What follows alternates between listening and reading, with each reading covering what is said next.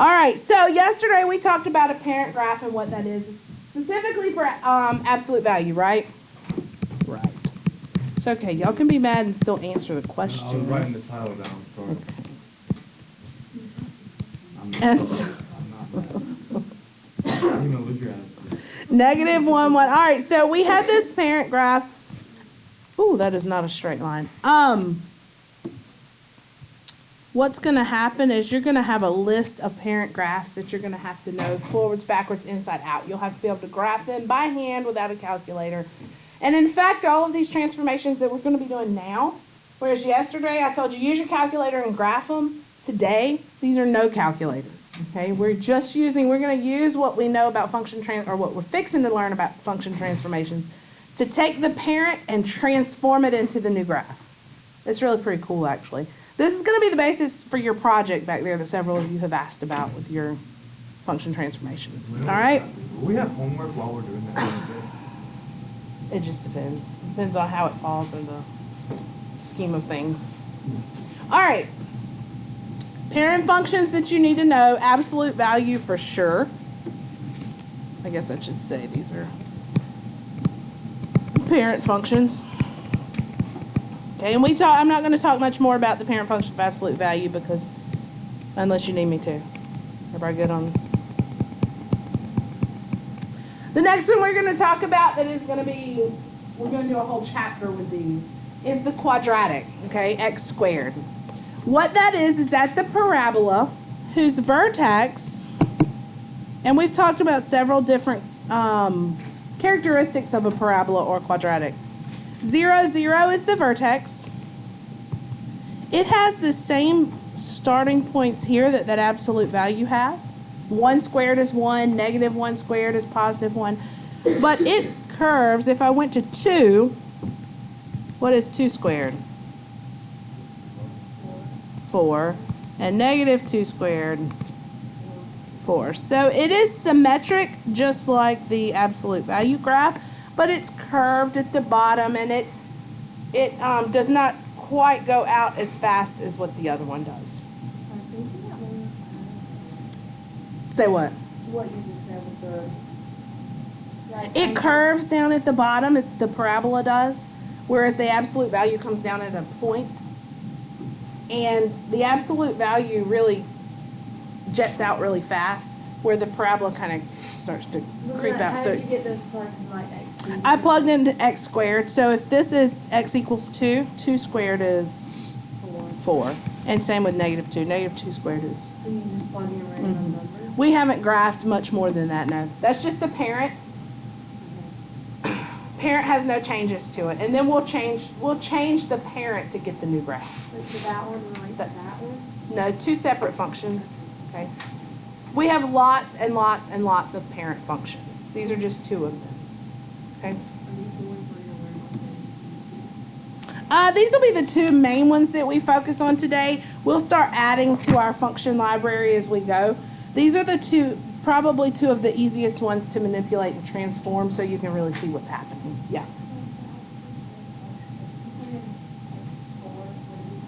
Yes, 4, 4. And then if you put in -4, it'd be -4, 4. For absolute value, because absolute value makes it all positive.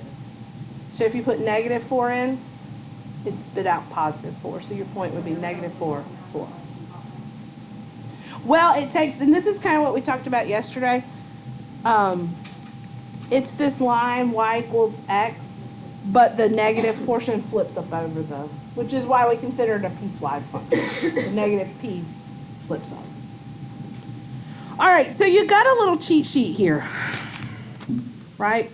And I hope that graphing and playing around with the absolute value functions last night, some of these connections you have already made. I hope you have anyway. I know several of you, I heard you say something about it sliding and what was the difference and it did this. So I hope that you saw that.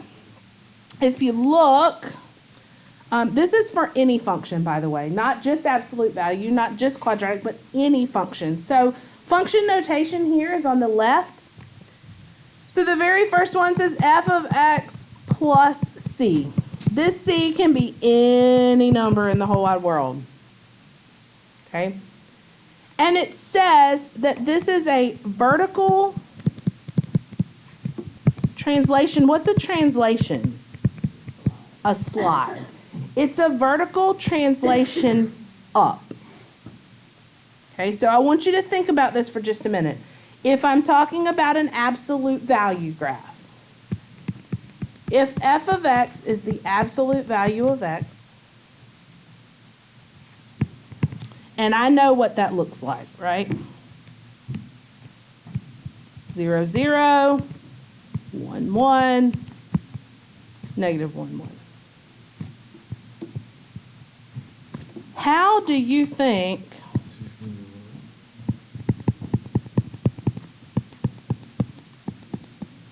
how is that different? The whole graph just slides up too. So whereas last night you were looking at these equations and going, what? And then you're graphing them on your calculator, right? Now, if you know the parent, you can get the transformed one. So I'm just going up 2. That means every point slides up 2. 1, 2. 1, 2. 1, 2.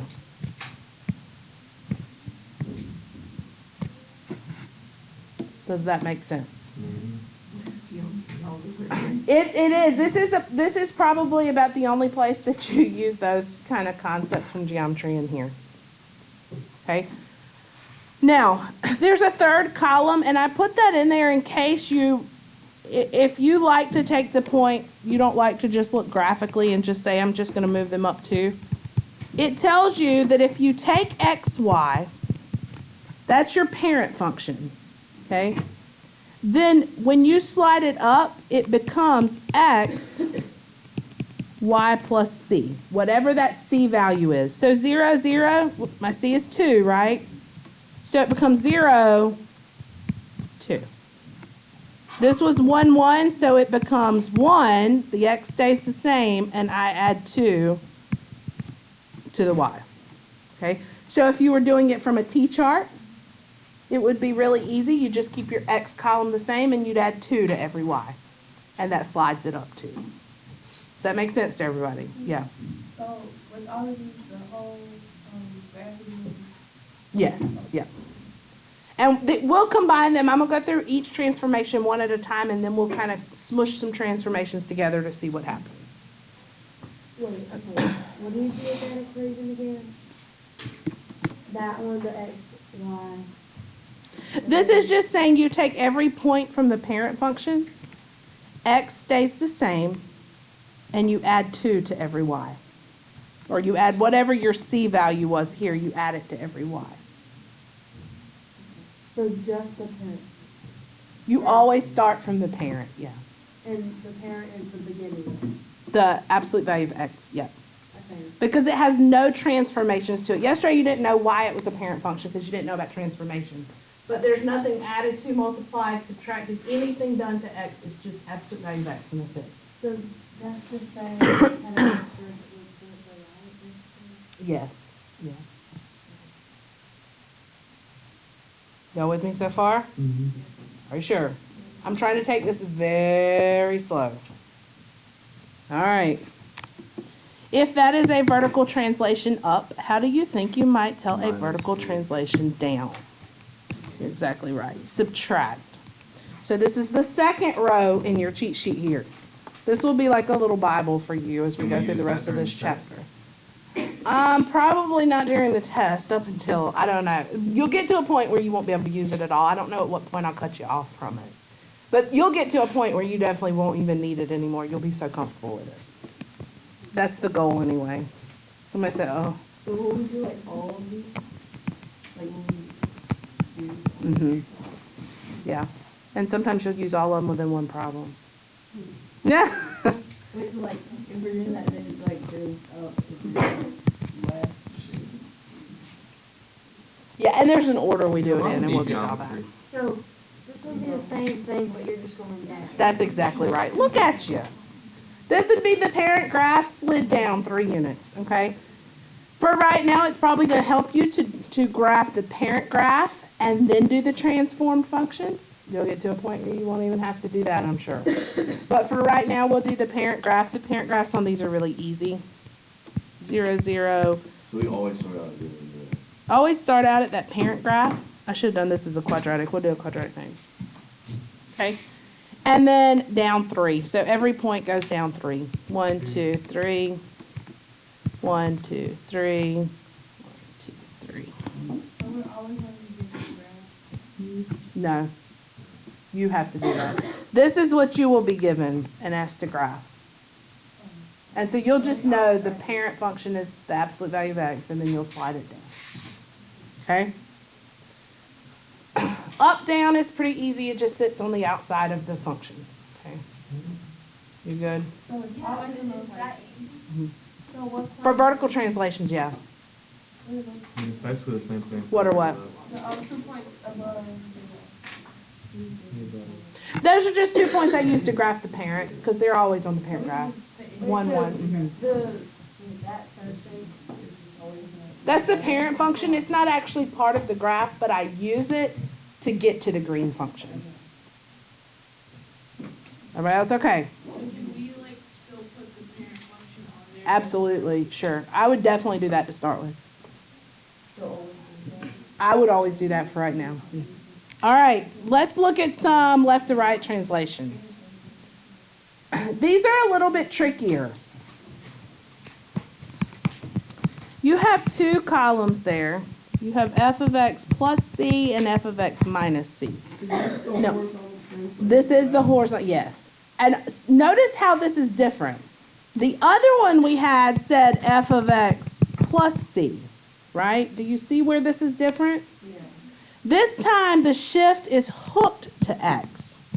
Okay, so whatever x is, it's kind of like, it's not kind of like it is, it's plugging that in for the x value. Okay, so if I'm talking about quadratics, f of x equals, let's say, this.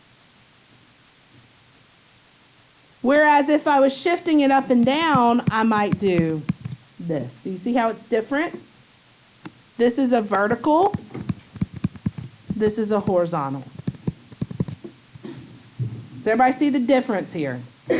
Okay. Please say that one more time. Yes, because it's hooked to the x. So see, I've got this exponent here with the x, right? So inside here, it's hooked just to the x, and then everything else is done. Here, it's just thrown on the outside of the equation. Okay? If I translate that to absolute value, same kind of thing. The absolute value of x plus 1, which is different than the absolute value of x plus 1. Does everybody see the difference? This and this are different. Yeah, 'cause it's not inside. This is a horizontal shift. This is a vertical shift. So if it's inside, it's Which horizontal. one's Yes. the horizontal Where's the shift? x coming from? The first one, the first one. I want that one. Which one is The x coming from. All right. Okay, These are both we horizontals. got this. But Which f one? of x is x plus 1 is I'm just showing you what it looks like. I'm showing you what a horizontal shift might look like. So how come you just added the 2 to it, the exponent to it? Well, that's one of the parent functions. If the parent function, right, if the parent was x squared, okay, then this would take the parabola and shift it. Okay, but here's where y'all, don't let me lose you, okay? If you look on your sheet, if you add c, then you're shifting left, and if you subtract c, then you're shifting I right. hate that. I feel like it's It's opposite. So basically that's just f of x, x to the second power, and then you just plus 1 over, so that goes Don't on. make Mhm. sense. Okay. Let me show you. Here's the parent graph. So basically, if you mess with, if you like add or subtract x, that's horizontal, and if you add or subtract y, that's vertical. Correct. Correct. All right. everything shifts left 1. What, but the 2 though? What 2? Well, there's an exponent. That doesn't matter. That's accounted for in the parent function. For Oh. this, I am not plugging in numbers and evaluating on this. I am taking the parent and I am shifting. This is not a Okay. plug-in. That's like Don't a think full plug-in, okay? At the end of the day, when you learn this method of graphing, your life is so much easier, especially standardized testing, SAT, ACT, that kind of stuff, because you can look at a function and you go, oh, that's just moved here, here, this, that, Yeah, I see whatever this stuff. And I'm like, Luke, do you have a question? Okay. So this pink one, I should probably do it in pink, becomes, all right, so I got this yellow, that's the parent, right? It's just gonna, boop, move over 1 to the left. So every point goes 1, 1, 1. That's not to the. That is to the, Adding is left. it's opposite, it's opposite. Yep. The squared is taken into account because that's my parent function. nothing. That's how you write it. The curve. All right, the yellow function. The yellow function takes into account the squared, okay? 0 squared is 0, 1 squared is 1, negative 1 squared is 1. So, if we were, Shift it right now. We're gonna talk about shrinks and stretches in just a so minute. if we were gonna move up, we would follow the square, right? This is we're moving to the side. No. If you're moving up, you're not gonna use curves. I know, but if Let me we were show- moving up, we would account for like, It would go into the parent function. So like, the square just basically means the curve line. Teacher Allison. It means the parabola. Junior Miss Golden Black. When you see the squared, it basically means it's curved. I'm gonna call this box f of x. It's not a function So though. some It like doesn't matter, but I mean, what, okay, let's make it, Be careful. I'm confusing. Be careful. 'Cause everybody about to get my phone back. everybody's about to start. this is my function. I'm gonna call this function f of x. What would the function, what would the function f of x minus 2 look It will go like? right to all the points. It doesn't matter what equation it was that was graphed to start with. It just matters that I'm gonna take the function and I'm gonna move it 2 units. 1, 2. You're right. 1, 2, 1, 2. Oh, That is you know what it looks like. We can think about minus as right because minus is an R in it. Don't confuse everybody. Don't confuse everybody. Okay? If I asked you what is f of x plus 2, You go. You go to the left. I'm still starting at that green f of x, and this time You sub-added. I'm going up. 1, 2, 1, 2. It doesn't matter. The point that I'm getting at is it doesn't matter the shape or even what that equation was to start with. Because that was taken into account when I graphed it the first time. But Once it gives us the parent graph, do we have to graph it on our graph, or can we just go ahead and do the ones that it like adds to do? We don't have So to. basically when it's inside parentheses, you're adding or subtracting the x value and outside the line, right? So, but you said that they're not gonna give us the graph. So, No. or was this just an example, right? Yeah. Okay, because if they're not gonna give us a graph. I What does this one do? It does both. It goes To the left and then left 1, down one. down 1. Can you get So every point on this green one goes left 1, down 1. I wish we would have done that last night because that makes. Left 1, down 1. Left 1, down 1. Can you do one for us to do by ourselves? Okay. Like a hard one? Give us a hard one. Hold on, because I got to get through the other transformations. Well, you have about 10 minutes. I got this. Shh, shh, shh. We got 4 more. All right. I probably will not get to shrinks and stretches today, but I can get to reflections. All right, that's fine. Let's go ahead and do that though. Wait, All right. say this now. Does it matter what order you do that? On the shifts, on the translations, no. That's what it is for the test. Yeah, Because, yeah. But now when we get into some of the others, it will matter the order we do them now. Okay, I'm ready. All right, last one we'll do today, and we'll save the shrinks and stretches are the hardest. We'll save those for tomorrow. All right, reflections. So now think back, make Miss Wilson proud about how you reflect something. Okay? No, algebraically reflect something. How do you reflect over the x-axis? Oh my And goodness! you trace it where it was on the other side.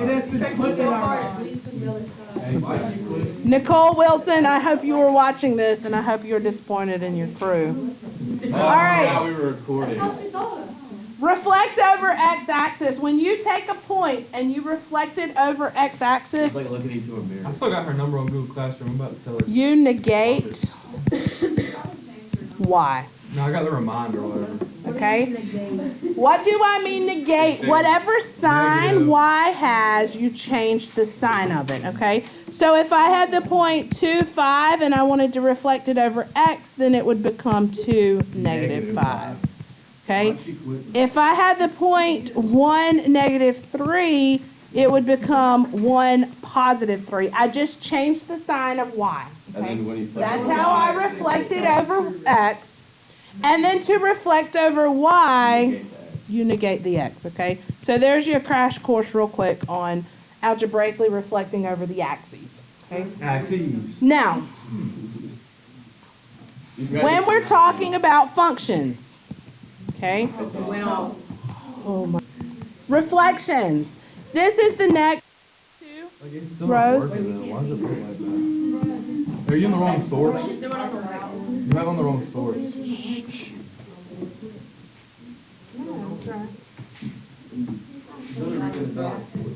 Why don't you just annotate? I'm gonna just wait until you. All right.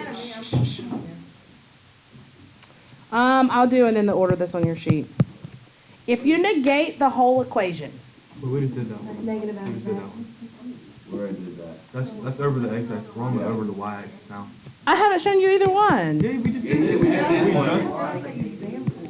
Yeah, I was just showing you how to reflect a specific point. But if you see a negative in front of the whole thing, Uh-huh. then that is reflected over x. It's the opposite, okay? And if you see a negative in front of x, that's reflected over y. Axis, right? Yes.